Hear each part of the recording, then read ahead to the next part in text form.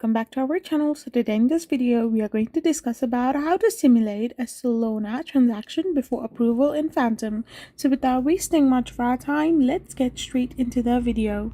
So as a user, Phantom automatically simulates your transaction before you approve them.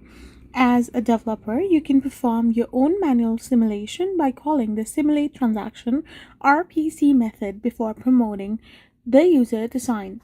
The simulation shows the potential outcomes and any errors without committing the transaction to the blockchain. Phantom and other Solana wallets simulate transaction as a security feature to protect users from malicious applications.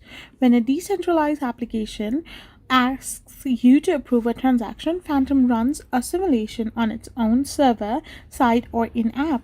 Once you have done this, the results are then displayed to you in human-readable format that shows the likely effect on your balance, NFTs, and other accounts. This feature is an important security layer that helps you make an informed decision before approving a transaction.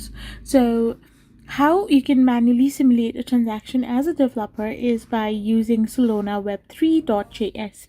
You can simply use this and do it. I hope you found this video helpful, so don't forget to hit that subscribe button and do give us a thumbs up. We will be back again with more informative videos. Thank you for watching and stay tuned for our next video.